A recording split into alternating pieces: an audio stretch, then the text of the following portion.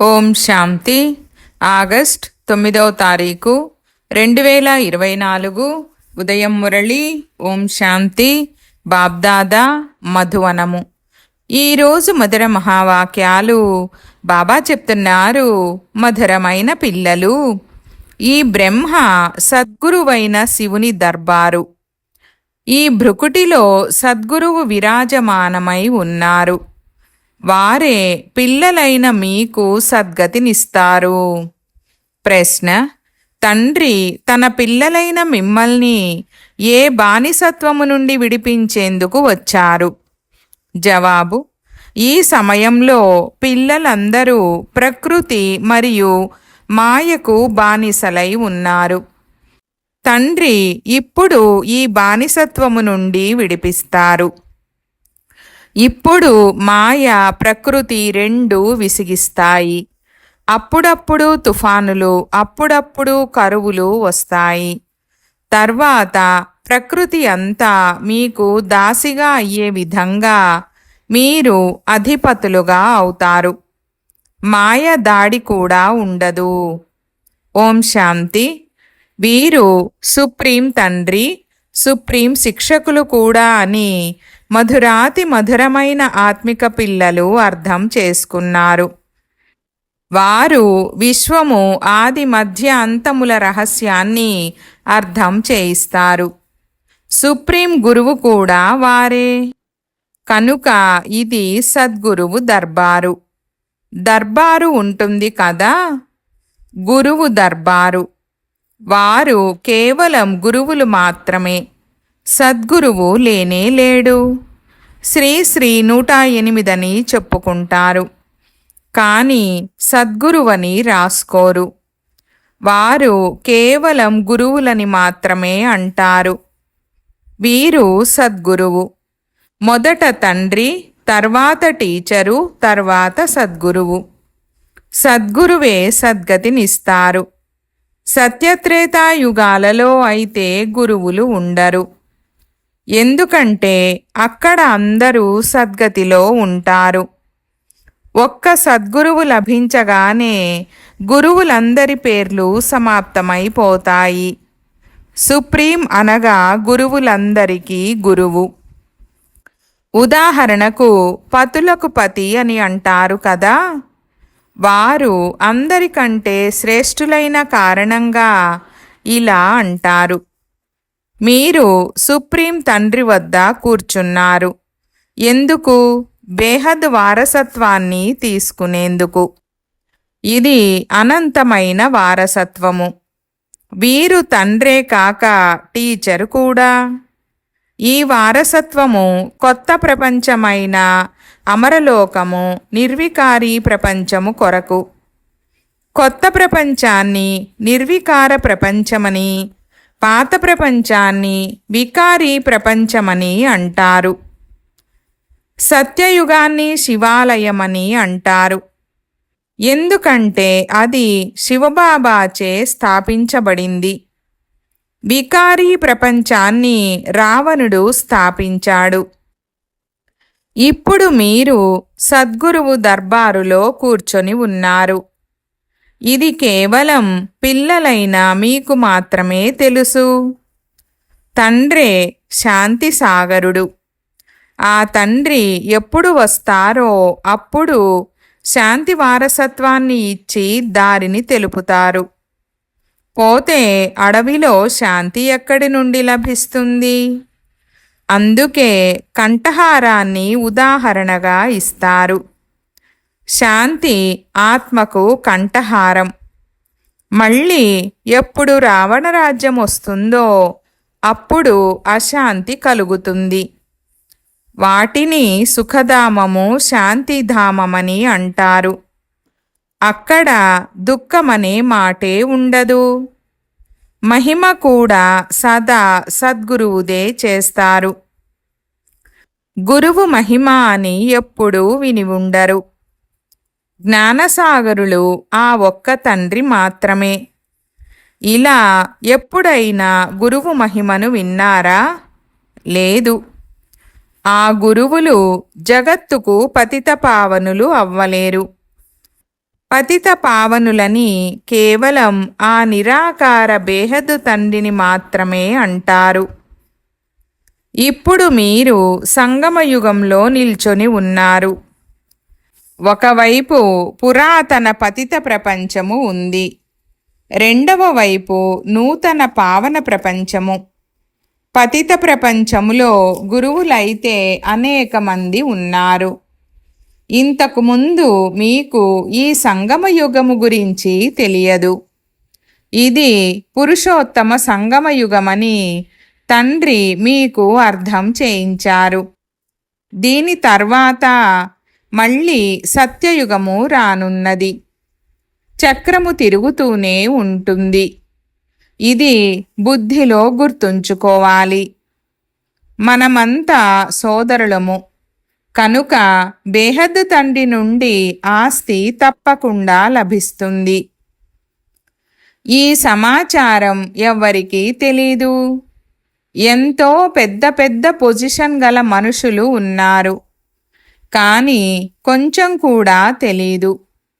తండ్రి చెప్తున్నారు, నేను మీ అందరికీ సద్గతినిస్తాను.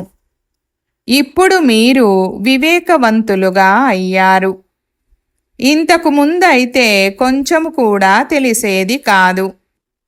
ఈ దేవతల ముందుకు వెళ్ళి మేము బుద్ధిహీనులమని, మాలో ఏ గుణాలు లేవని, మీరు దయచూపండని మీరు చెప్పేవారు. ఇప్పుడు దేవతల చిత్రాలు దయ చూపిస్తాయా? దయాహృదయులు ఎవరో తెలియనే తెలియదు. ఓ గాడ్ ఫాదర్, దయచూపండని కూడా అంటారు. ఏవైనా దుఃఖము కలిగించే విషయాలు వచ్చినప్పుడు తండ్రిని తప్పకుండా స్మృతి చేస్తారు. ఇప్పుడు మీరు అలా అనరు. తండ్రి అయితే విచిత్రులు. వారు సన్ముఖంలో కూర్చొని ఉన్నారు, అందుకే నమస్కారం చేస్తారు. మీరందరూ చిత్రధారులు, నేను విచిత్రుడను. నేను ఎప్పుడూ శరీరాన్ని ధరించను. ఏదైనా నా చిత్రము యొక్క పేరును తెలపండి. శివబాబా అనే చెప్తారు. అంతే, నేను దీనిని అప్పుగా తీసుకున్నాను. అది కూడా అన్నింటికంటే పురాతనమైన చెప్పు. అందులోనే నేను వచ్చి ప్రవేశిస్తాను. ఈ శరీరాన్ని మహిమ ఎందుకు చేస్తారు? ఇది పురాతన శరీరము. దత్తు తీసుకున్నాను కనుక మహిమ చేస్తారా? లేదు. నల్లగా ఉండేవాడు ఇప్పుడు మళ్ళీ నా ద్వారా సుందరంగా అవుతాడని అర్థం చేయిస్తున్నాడు. ఇప్పుడు తండ్రి చెప్తున్నారు, నేను ఏదైతే వినిపిస్తానో దానిపై నిర్ణయం తీసుకోండి. ఒకవేళ నేను రైట్ అయితే రైటునే స్మృతి చేయండి. వారు చెప్పేదే వినండి. అసత్య మాటలను వినకండి. వాటిని చెడు అని అంటారు. చెడు మాట్లాడకండి, చెడు చూడకండి. ఈ కళ్ళ ద్వారా ఏదైతే చూస్తారో అవన్నీ మర్చిపోండి. ఇప్పుడైతే ఇంటికి వెళ్ళాలి. మళ్ళీ తిరిగి మీ సుఖధామానికి వస్తారు. మిగిలిన వారంతా మరణించినట్లుగా ఉన్నారు. అంతా తాత్కాలికమే. ఈ పాత శరీరము ఉండదు, ఈ పాత ప్రపంచము ఉండదు.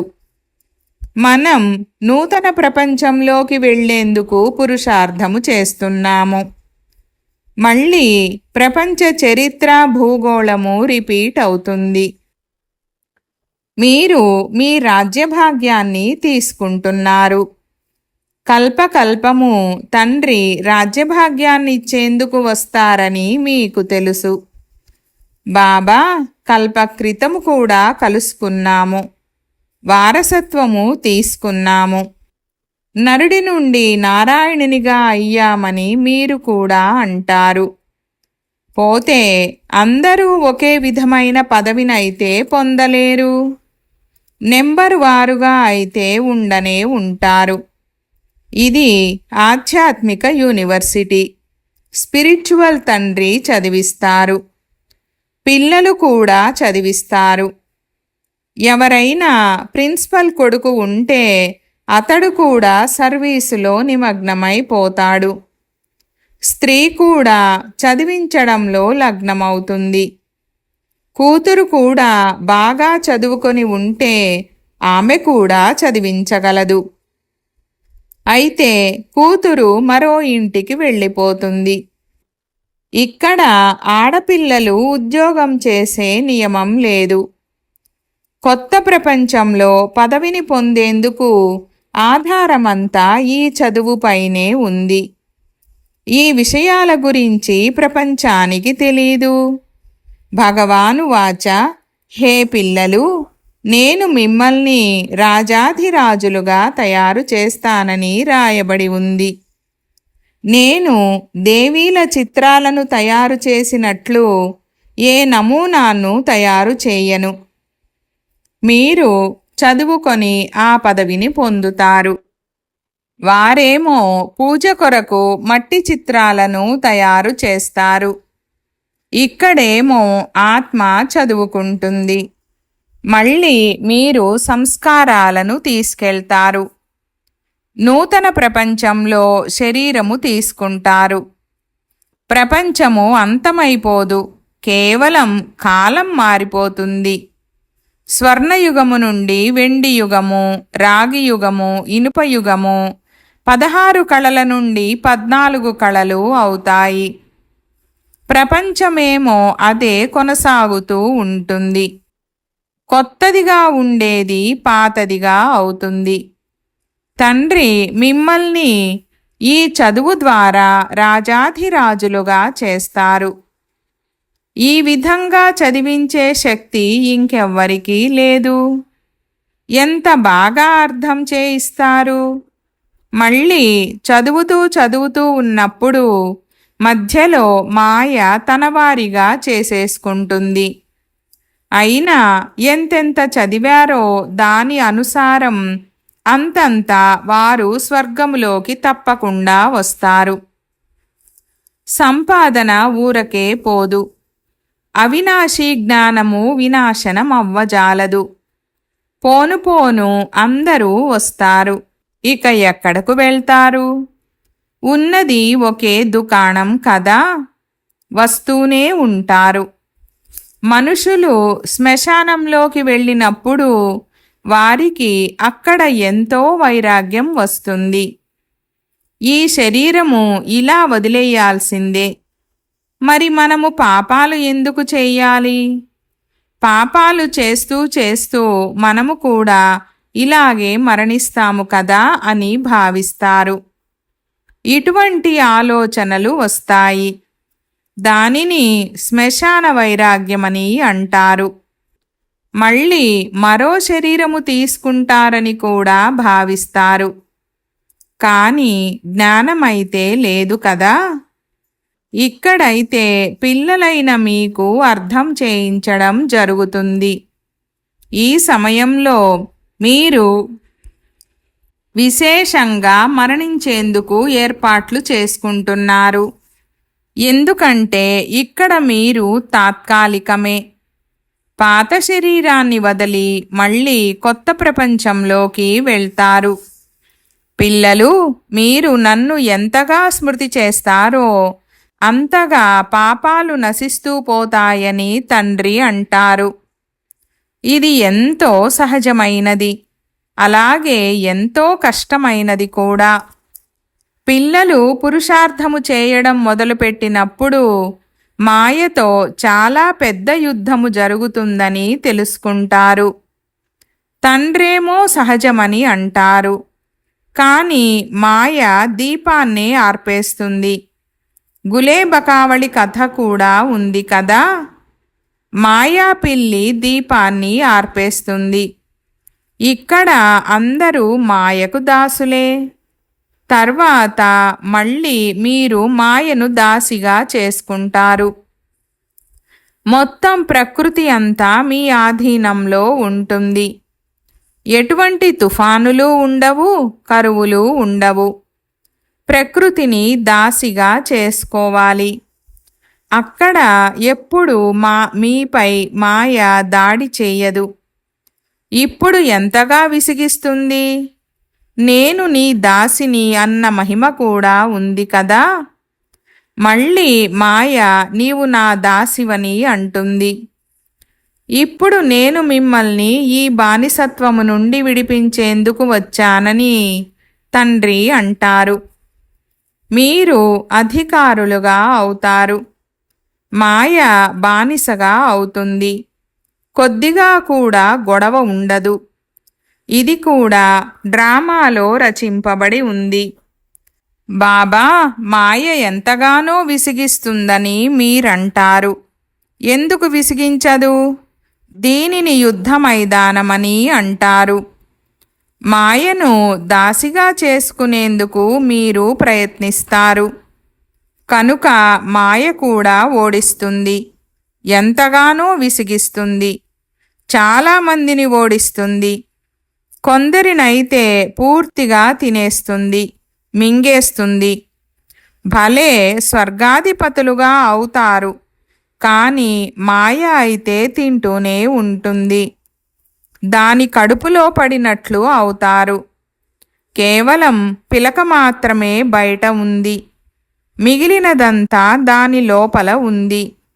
దానిని ఊబి అని కూడా అంటారు. ఎంతమంది పిల్లలు ఈ ఊబిలో పడి ఉన్నారు? కొద్దిగా కూడా స్మృతి చెయ్యలేరు. తాబేలు భ్రమరముల ఉదాహరణనిచ్చినట్లు మీరు కూడా పురుగులను భూభూ చేసి ఎలా ఉన్నవారిని ఎలా చేయగలరు? పూర్తిగా స్వర్గంలోని దేవకన్యలుగా చేసేస్తారు. సన్యాసులు భలే భ్రమరము ఉదాహరణనిస్తారు. కానీ వారు భూభూ అంటూ పరివర్తన చేయరు. సంగమయుగములోనే పరివర్తన జరుగుతుంది. ఇప్పుడిది సంగమయుగము. మీరు శూద్రుల నుండి బ్రాహ్మణులుగా అయ్యారు. కావున వికారీ మనుషులు ఎవరైతే ఉన్నారో వారిని మీరు తీసుకొస్తారు. పురుగులలో కూడా కొన్ని భ్రమరాలుగా అవుతాయి, కొన్ని కుళ్ళిపోతాయి, కొన్ని అసంపూర్ణంగా మిగిలిపోతాయి. బాబా ఇలాంటివి ఎన్నో చూశారు. ఇక్కడ కూడా కొందరు బాగా చదువుతారు. జ్ఞానమనే రెక్కలు వచ్చేస్తాయి. కొందరినైతే మాయ సగములోనే పట్టుకుంటుంది. దాంతో అపరిపక్వంగానే ఉండిపోతారు. కావున ఈ ఉదాహరణలు కూడా ఈ సమయానికి చెందినవే. అద్భుతం కదా. భ్రమరము పురుగులను తీసుకెళ్ళి తన సమానంగా చేస్తుంది. తన సమానంగా చేసేది ఇదొక్కటే. ఇంకొక ఉదాహరణ సర్పముది. సత్యయుగంలో ఒక శరీరాన్ని వదిలి మరొకటి తీసుకుంటారు. ఇప్పుడిక శరీరాన్ని వదలబోతున్నామని సాక్షాత్కారం అవుతుంది. ఆత్మ వెళ్ళి మరో గర్భమహలులో కూర్చుంటుంది.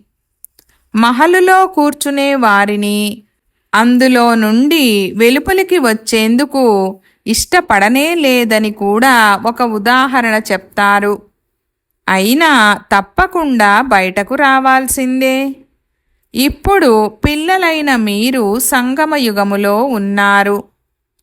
జ్ఞానము ద్వారా ఇలా పురుషోత్తములుగా అవుతారు. భక్తినైతే జన్మ జన్మాంతరాలు చేశారు. కావున ఎవరైతే ఎక్కువగా భక్తి చేశారో వారే వచ్చి నెంబరువారు పురుషార్థానుసారము పదవిని పొందుతారు. ఇప్పుడు మీ బుద్ధిలో మొత్తం జ్ఞానమంతా ఉంది. అంతేకాని శాస్త్రాల జ్ఞానము జ్ఞానమే కాదు. అది భక్తి. దాని ద్వారా సద్గతి లభించదు. సద్గతి అనగా తిరిగి ఇంటికి వెళ్ళడం. ఇంటికి ఎవ్వరూ వెళ్ళరు. నాతో ఎవ్వరూ కలుసుకోరని స్వయంగా తండ్రే చెప్తున్నారు.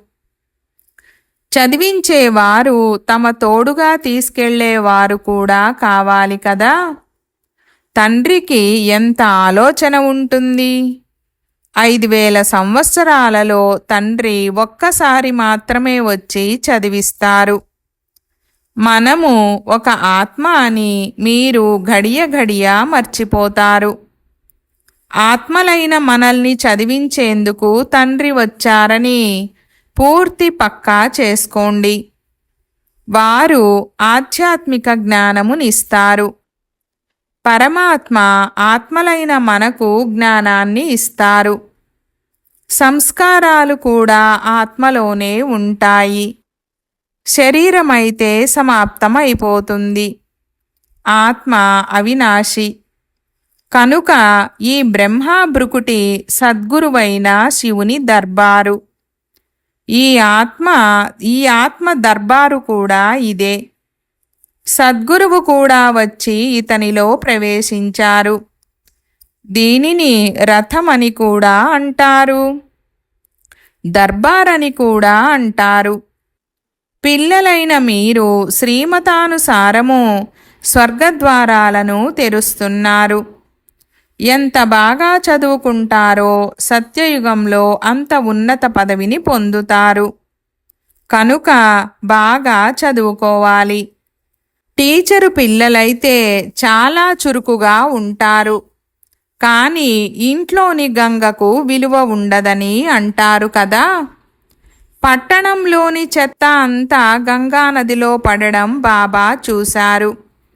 మరి గంగను పతిత పావని అని అంటారా? మానవుల బుద్ధి ఎలా పాడైపోయిందో చూడండి. దేవీలను అలంకరించి పూజలు మొదలైనవి చేసి నీటిలో ముంచేస్తారు. కృష్ణుణ్ణి కూడా ముంచేస్తారు కదా. అది కూడా ఎంత అగౌరవంగా ముంచుతారు. బెంగాలు వైపు ముంచినప్పుడు కాళ్లతో తొక్కి కూడా ముంచుతారు. ఇంతకు ముందు బెంగాలులో ఎవరైనా చివరి స్థితికి చేరుకుంటే వారిని గంగనీటిలో ముంచి హరిబోల్ హరిబోల్ అంటూ నోటిలో నీళ్లు పోసి పోసి ప్రాణాలు తీసేవారు. ఈ ఆచారం పూర్వముండేది. ఇది ఆశ్చర్యం కదా. ఇప్పుడు పిల్లలైన మీ బుద్ధిలో పైకి ఎక్కడం దిగడం వీటిని గురించిన పూర్తి జ్ఞానమంతా నెంబర్వారు పురుషార్థానుసారంగా ఉంది. అచ్చా, मीठे मीठे सिकीलधे बच्चों प्रति मात पिता बाप दादा का याद प्यार और गुड मॉर्निंग। रूहानी बाप की रूहानी बच्चों को नमस्ते। हम रूहानी बच्चों की रूहानी बाप दादा को याद प्यार गुड मॉर्निंग और నమస్తే నమస్తే బాబా నమస్తే.